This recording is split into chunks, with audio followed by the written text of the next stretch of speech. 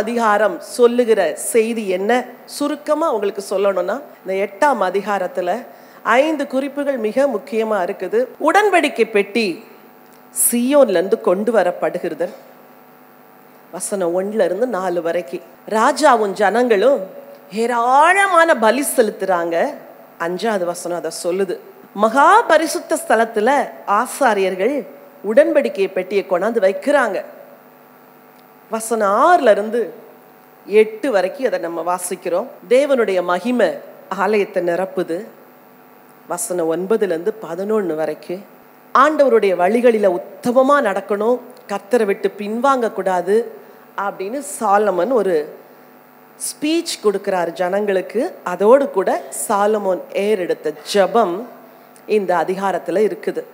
ராஜாக்கள் புஸ்தகத்துல சொல்லப்படுகிற இதே செய்தி நாளாகம புஸ்தகத்திலையும் சொல்லப்பட்டிருக்கு. நீங்க எப்பவுமே கிங்ஸ் புக்கை படிக்கும்போது நீங்க கிரானிக்கல்ஸையும் அப்படி கம்பேர் பண்ணி படிக்க பழகணும். ஏன்னா நான் ஒவ்வொரு சாப்டர்லையும் ராஜாக்கள்ல வர சம்பவம் நாளாகமத்துல எங்க சொல்லப்பட்டிருக்குன்னு அங்கங்க சின்ன சின்ன ஹிண்ட் உங்களுக்கு நான் சொல்லிட்டு தான் வரேன். ஒருவேளை இதுவரைக்கும் உங்களில் ஒரு சிலருக்கு ராஜாக்கள் இருக்கிற இதே செய்தி நாளாகமத்துல இருக்குது அப்படின்னு தெரியாது இருக்கலாம். இன்னைக்கு நீங்க தெரிஞ்சுக்கிறதுக்காக ஜஸ்ட் உங்களுக்கு ஒரு கோத்ரூ பண்ணணும்னு சொல்லி விரும்புகிறேன். என்னோடு கூட 1 நாளாகமம் 28ஆம் அதிகாரத்தை எடுத்துக்கொள்ளுங்க. 1 நாளாகமம் 28ல தாவீதின் கடைசி காலத்துல மக்கள் எல்லாம் கூப்பிட்டு மக்கள்கிட்ட சொல்றாரு, என் குமாரனாகிய சாலமோனை கடவுள் தெரிந்து கொண்டார், அவன் ராஜாவா மாறுவான், அவன் ஆலயத்தை கட்டுவான், அவனுக்கு நீங்க எல்லாம் உதவி செய்யணும் அப்படின்னு சொல்றாரு. எடுத்துக்கிறீங்களா? 1 Chronicles 28 ஒரு வசனத்தை வாசிக்க விரும்புறேன். 9வது வசனம் வாசிங்க. என் குமாரனாகிய சாலமோனே, நீ உன் பிதாவின் தேவனை அறிந்து அவரை உத்தம இருதயத்தோடும் உற்சாக மனதோடும் சேவி. கர்த்தர் எல்லா இருதயங்களையும் ஆராய்ந்து நிகளின் தோற்றங்களை எல்லாம் அறிகிறார். நீ அவரை தேடினால் உனக்கு தென்படுவார், நீ அவரை விட்டுவிட்டால் அவர் உன்னை என்றைக்கும் கைவிடுவார். இந்த சாப்டர்ல சொல்லப்பட்ட இந்த செய்தி ராஜாக்கள் புக்ல இல்ல, அப்படிதானே? இருந்துச்சா? இல்ல. தாவீது ராஜாவுடைய அந்திய காலத்துல அவர் இந்த ஸ்பீச் எல்லாம் கொடுத்தது ராஜாக்கள் புக்ல இல்ல, ஆனா நாளாகம புஸ்தகத்துல இருக்குது. கர்த்தருடைய வேதத்துல தேடி வாசியுங்கள்னு சொல்றாருல, ஒன்றும் ஜோடி இல்லாதிராதுன்னு. ராஜாக்கள்ல இருக்க வேண்டிய ஒரு செய்திக்கு ஜோடு எங்க இருக்குது? நாளாகம புஸ்தகத்துல இருக்குது. நீங்க ராஜாக்கள் படிக்கும் பொழுது நாளாகமத்துல எந்த இடத்துல அந்த செய்தி வருதோ அதை ராஜாக்கள் புக்கில் எழுதணும். நாளாகமம் படிக்கும்போது அதுக்கு ஒத்த வசன ராஜாக்கள்ல எங்க இருக்குதோ அதை எடுத்து நாளாகமத்துக்கிட்ட எழுதிக்கணும். சரியா? அப்போ நீங்க சும்மா படிக்கும்போது கூட 1 ராஜாக்கள் 2ன்னு படிச்சா, ஓ இதுக்கு ஒத்த வசனம் நாளாகமத்தில் இருக்குது அப்படின்னு டக்குன்னு அங்க போறதுக்கு உங்களுக்கு ஈஸியா இருக்கும். புரியுதா? நாளாகமம் படிக்கும்போது ராஜாக்கள்ல உள்ள வசனத்தை இங்க நோட் பண்ணி வச்சுக்கணும். 1 ராஜாக்கள் 5 வசனம் 7 அப்படின்னு. ராஜாக்கள் படிக்கும்போது நாளாகமத்தில் உள்ள வசனத்தை இங்க நோட் பண்ணி வச்சுக்கணும். சரி, அதே அதிகாரத்துல ஒரு வசனம் 1 நாளாகமம் 28:19. இந்த மாதிரியின் படி சகல வேலைகளும் எனக்கு தெரியப்படுத்த இவையெல்லாம் கர்த்தருடைய எனக்கு எழுதி கொடுக்கப்பட்டது என்றான். இவையெல்லாம் சொல்லுங்க, கர்த்தருடைய கரத்தினால் எனக்கு எழுதி சொன்னது யாரு? எப்படி பாருங்களேன், மோசைக்கு சொன்னாரு, மோசை எழுதிக்கிட்டாரு. இங்க தாவீதுக்கு ஆண்டவரே எழுதி கொடுத்துட்டாரா, இப்படி இப்படிலாம் இருக்கணும்ப்பா. எப்படி கொடுத்தாரு எனக்கு தெரியல, ஒருவேளை சொப்பனத்துல பேசினாரா எப்படின்னு தெரியல. தாவீது இந்த இடத்துல தான் சொல்றார், கர்த்தர் எனக்கு எழுதி கொடுத்தார், இதோடைய பேட்டர்ன், இதோடைய உயரம், இதோடைய அகலம், இதோடைய நீளம் இப்படிலாம் இருக்கணும். உங்க லைஃபுக்கு கூட God has a beautiful design. உங்க வாழ்க்கைக்கு எல்லாம் பியூட்டிஃபுல் ப்ளூ பிரிண்ட் ஆண்டவர் கையில் இருக்குது. எத்தனை பேர் நம்புறீங்க? அந்த ப்ளூ பிரிண்ட்டுக்கு நீங்க உங்களை சரண்டர் பண்ணீங்கன்னா God உங்களை அழகா நடத்துவார். என் இள வயதுல நான் செஞ்ச ஒரு ஜெபத்தை இங்க இருக்கிற வாலிப பிள்ளைங்களுக்கு உற்சாகத்துக்கு எதுவா சொல்றேன். எப்பவுமே சொல்லுவேன், என் வாழ்க்கை ஒரு வெற்று தாள் போலப்பா, அதுல கையெழுத்து போட்டு உங்க கையில கொடுத்துடுறேன், என்னெல்லாம் எழுதணுமோ நீங்களே எழுதுங்க இப்படி சொல்லுவேன். என் வாழ்க்கை ஒரு வெறும் தாளில் கையெழுத்து போட்டு கொடுக்குற மாதிரி உங்கள்கிட்ட கொடுத்துட்றேன்ப்பா, நான் ஒன்றுமே எழுத மாட்டேன், நீங்கள் எழுதுங்க. நெக்ஸ்ட் சொல்கிறேன், உன் எதிர்காலம், உன் வாழ்க்கை துணை, உன் வேலை, உன் படிப்பு, உன் ஃப்யூச்சர் நீ எதிர்கால எல்லாமே நீங்க பிளான் பண்ணாதீங்க. வெற்றுத்தாள்ல கையெழுத்து போட்டு கர்த்தர் கையில கொடுத்துருங்க, அவர் எழுதுவார். எப்படி எழுதுவாரு? தாவீதுக்கு எழுதி கொடுத்த மாதிரி உங்க லைஃபுக்கு பியூட்டிஃபுல் பிளான்ஸ் அவரே போட்டு ஃபுல்ஃபில் பண்ற வேலையை அவர் கையில கொடுத்துருங்க. நீங்க செய்யாதீங்க. நீங்க முயற்சி செஞ்சீங்கன்னா ஃபெயிலியர். அவர் உங்களை முயற்சி செய்யன்னு சொன்னா செய்யுங்க, இல்லைன்னா அவரே அழகா டிசைன் பண்ணி அவரே பெர்ஃபார்ம் பண்ணி அவரே பெர்ஃபெக்டா ஒரு லைஃப் உங்களுக்கு அமைச்சு கொடுக்கறதா உங்களுக்கு பெரிய பிளஸ்ஸிங். ஹல்லேலூயா. ஆண்டவர் எனக்கு எழுதி கொடுத்தார். இத சாலமோனுக்கு சொல்றார். அடுத்த அதிகாரத்துல முதல் வசனம் வாசிங்க. பின்பு தாவீது ராஜா சபையார் எல்லாரையும் நோக்கி, தேவன் தெரிந்து கொண்ட என் குமாரனாகிய சாலமோன் இன்னும் வாலிபனும் இளைஞனுமாயிருக்கிறான், செய்ய வேண்டிய வேலையோ பெரியது. இந்த செய்தி ராஜாக்கள் புக்ல இருக்கா? இல்ல, நாளாகமத்துல தான் இருக்குது. அப்போ இந்த நாளாகமத்துடைய ஒவ்வொரு சாப்டரையும் படிக்கும் பொழுது இதை அப்படியே எடுத்து ராஜாக்கள் கூட நீங்க லிங்க் பண்ணி படிக்கணும். சரியா? 2 நாளாகமம் 1ஆம் அதிகாரம் முதல் வசனம் வாசிங்க. தாவீதின் குமாரனாகிய சாலமோன் தன் ராஜ்யத்திலே பலப்பட்டான். அவனுடைய தேவனாகிய கர்த்தர் அவனோட இருந்து அவனை மிகவும் பெரியவனாக்கினார். சரி, 10வது வசனம் வாசிங்க. இப்போதும் நான் இந்த ஜனத்திற்கு முன்பாக போக்கும் வரத்துமா இருக்கத்தக்க ஞானத்தையும் அறிவையும் எனக்கு தருளும்.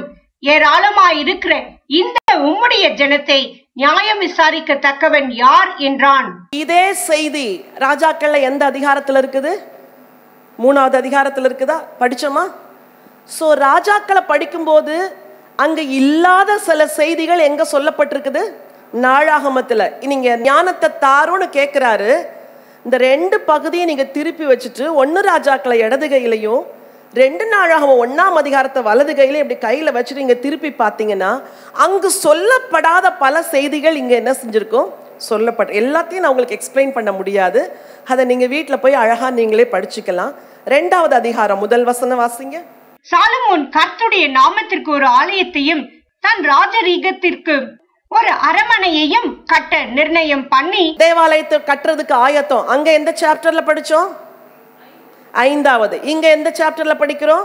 2 நாளாகமம் 2வது. சரி, 3வது அதிகாரத்தை எடுத்துக்கொள்ளுங்க. 2வது வசனம் வாசிங்க. அவன் தான் ராஜ்யபாரம் பண்ணின 4ஆம் வருஷம் 2ஆம் மாதம் 2ஆம் தேதியிலே கட்டத் தொடங்கினான்.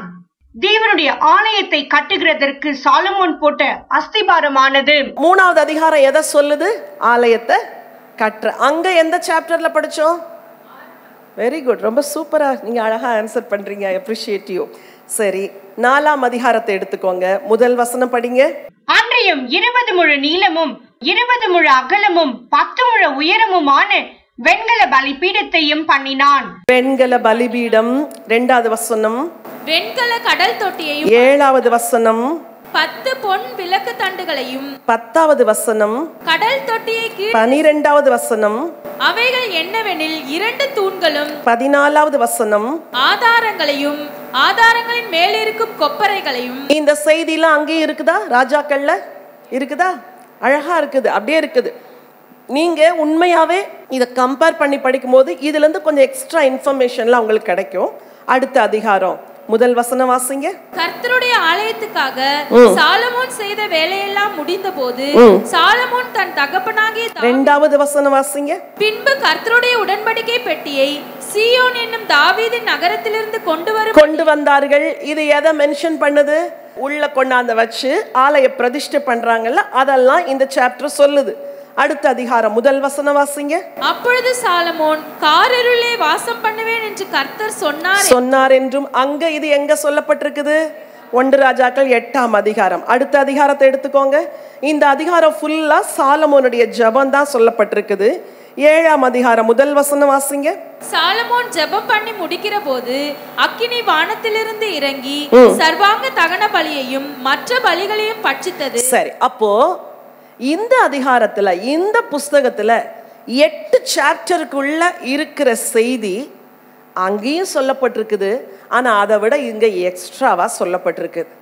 அப்போ நீங்க படிக்கும்போது ராஜாக்கள் புஸ்தகத்தையும் நாளாகம புத்தகத்தையும் இணைத்து படிக்கும் பொழுது இன்னும் நிறைய இன்ஃபர்மேஷன் கிடைக்கும், இன்னும் நிறைய அறிந்து கொள்ளுவீங்க. சரி, இப்ப ராஜாக்கள் புக்குக்கு போகலாம். தேவாலயத்து பிரதிஷ்டை முடியுது. 9ஆம் அதிகாரத்தை திருப்பிக் கொள்ளுங்க. புஸ்தகத்துல என்ன இருக்குதுன்னே தெரியாம எத்தனையோ வருஷம் நம்ம படிச்சிருக்கலாம். ஆண்டவர் நமக்கு உதவி செய்கிறார். இனிமே நீங்க படிக்கிற விதம் வித்தியாசமா இருக்கணும். 9ஆம் அதிகாரம் முதல் வசனம் வாசிங்க. சாலமோன் கர்த்தருடைய ஆலயத்தையும் ராஜா அரண்மனையும் தான் செய்ய வேண்டும் என்று விரும்பின எல்லாவற்றையும் கட்டி முடித்த பின்பு கர்த்தர் கிபியோனிலே சாலமோனுக்கு தரிசனமானது போல 2ஆம் தரமும் அவனுக்கு தரிசனமானார். ஏற்கனவே 1 ராஜாக்கள் 3ஆம் அதிகாரத்துல ஆண்டவர் ஒரு தடவை தரிசனமானார்.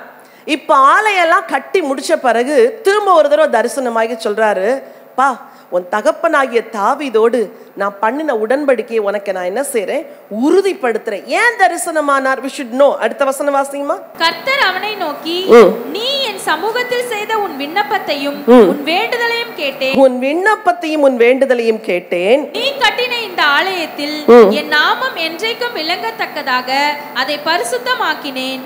என் கண்களும் என் இருதயம் என்னாலும் அங்கே இருக்கும். தாவீதுட்ட பேசின மாதிரியே சாலமோன்ட்டே பேசுறார். சாலமோன், நீ கட்டின ஆலயத்துல நான் என்னால இருப்பேன். ஆனா ஒண்ணு தெரியுமா, ஓ பிள்ளைங்க என் உடன்படிக்கைய என் வார்த்தைகளை கை கொண்டு நடப்பாங்கன்னா உன் சிங்காசனத்துல உட்கார புருஷன் இல்லாமற் போகவே இருக்காது.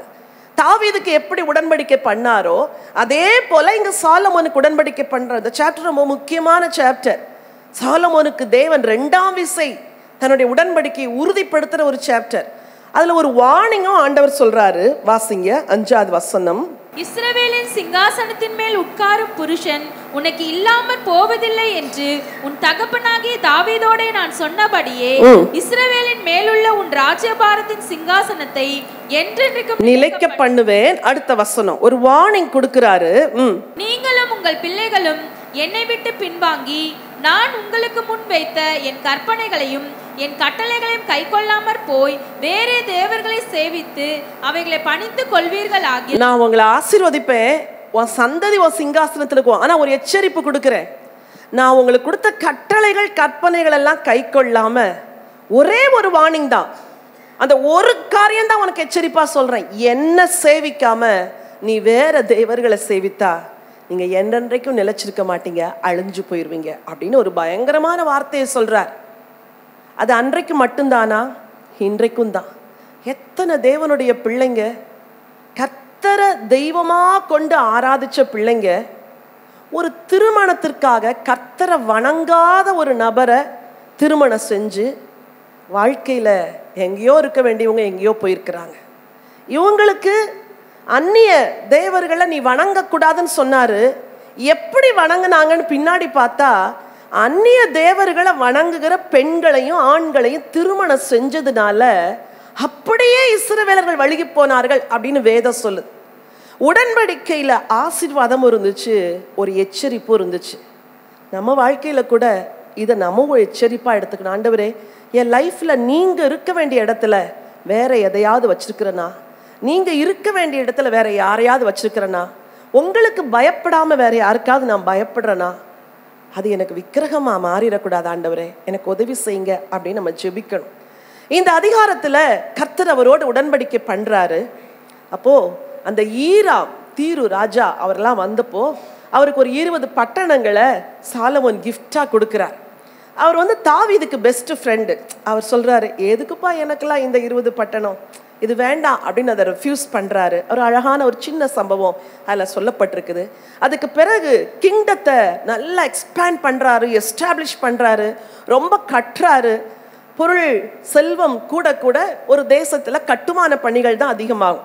எதெல்லாம் கட்டினாரு? ஒரு சில வசனங்களை உங்களுக்கு வாசிக்க விரும்புகிறேன். 15ஆம் வசனம் வாசிங்க. பிடித்த அமைஞ்சி ஆட்களை கொண்டு சாலமோன் ராஜா தான் கர்த்தருடைய ஆலயத்தையும் தன் அரமனையையும் மில்லோவையும் எருசலேமின் மதிலையும் ஆட்சோரையும் மெகிதோவையும் கேசேரையும் கட்டினான். 19 பின்பகுதி தான் அரசாண்ட தேசம் எங்கும் தனக்கு இஷ்டமானதையெல்லாம் கட்டினான். 24 பார்வோனின் குமார்த்தி தாவீதின் நகரத்திலிருந்து சாலமோன் தனக்கு கட்டின தன் மாளிகையிலே குடி வந்தாள்.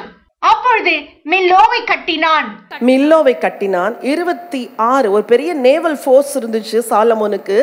ராஜாவாகிய சாலமோன் ஏதோம் தேசத்தில் சிவந்த சமுத்திரை கரையிலே ஏலோத்துக்கு சமீபத்தில் உள்ள எசியோன் கேபேரிலே கப்பல்களை செய்வித்தான். நீங்க ஒரு ஹிஸ்டரிய படிச்சீங்கன்னா அந்த ஹிஸ்டரிக்குள்ள இருக்கிற சின்ன சின்ன நிகழ்வுகள் எல்லாம் படிப்பீங்க, அப்படிதானே? ஸோ இந்த சாப்டர் என்ன சொல்லுது? சாலமோனோடு தேவன் செஞ்ச உடன்படிக்கையை சொல்லுது, தேவனுடைய எச்சரிப்பை சொல்லுது. அதன் பிறகு ஈராமுக்கு இவன் கொடுத்த பட்டணங்களை குறித்து சொல்லுது. அதன் பிறகு அதெல்லாம் கட்டினாரு அப்படின்னு சொல்லுது. ஒரு மனுஷனோடு தேவன் இருந்தால் அவன் வழிகளெல்லாம் வாய்க்கும். ஒரு மனுஷன் தேவனை மட்டும் பிரியப்படுத்தும் போது அவனுடைய வழிகள் எல்லாத்தையும் தேவன் வாய்க்க பண்றார். சாலமோனுக்கு மட்டும் இல்லை, உங்களுக்கும் தான். இதை சொல்ற சாப்டர் தான் அதிகாரம் 9. மிக முக்கியமா சாப்டர் 9ல என்ன இருக்குது அப்படின்னா, 2ஆம் விசை தேவன் சாலமோனுக்கு தரிசனமானது, உடன்படிக்கை. இதுதான் இந்த சாப்டருடைய முக்கியமான கருப்பொருள். சாலமோனுடைய கட்டுமான பணியை பற்றி சொல்லுது, கர்த்தர் தரிசனமானதை சொல்லுது. ஈராமுக்கு சாலமோன் நன்றி சொன்னாரு. ஏன்னா ஆலயம் கட்டுறதுக்கு எவ்வளவோ தேவாலயத்திற்கென்று மரங்களை அனுப்புனாரு, அமைஞ்சி ஆட்களை அனுப்புனாரு, வேலை செய்கிற ஆட்களை அனுப்புனாரு. ரொம்ப தேங்க்ஃபுல்லா எல்லா வேலையும் முடிச்சவொடனே பை சொல்லிட்டு போயிடல. அவங்க அப்பா தாவீதை போலவே இவருக்கு ஒரு நன்றியுள்ள இருதயம் இருந்ததுனால he was so thankful. அடுத்து 4வதா கட்டுமான பணி எப்படி நடந்துச்சு, அதுக்கு வேலையாட்களெல்லாம் எப்படி அமர்த்தினாங்க அப்படின்னு சொல்லியிருக்குது. சாலமோன் யூத மக்கள் இஸ்ரவேலர்களை யாரையும் அடிமைத்தன வேலைக்கு செய்ய விடலை. அதுக்கு புறவினத்தில் உள்ள மக்களை கூப்பிட்டு வேலை செய்ய வச்சாரு. ஆனால் யூதர்களையும் இஸ்ரவேலர்களையும் விசாரிப்பாளர்களாக வச்சார். அதனுடைய டீட்டெயில்ஸ் எல்லாம் உள்ள இருக்குது. அதுக்கு பிறகு சாலமோனுடைய வருடாந்திர பலி, எப்படி பலி செலுத்தினார் எவ்ரி இயர், அதோடு கூட அவர் எப்படி கப்பற்படையை உருவாக்கி கப்பல்களை கட்டுவித்தார் அப்படிங்கிற ஒரு செய்தியோட இந்த சாப்டர் முடியுது. ஸோ அதிகாரம் 9 அப்படின்னாலே நீங்கள் அதுக்குள்ள இவ்வளோ செய்தி இருக்குதுங்கிறத மைண்டில் வச்சுக்கணும்.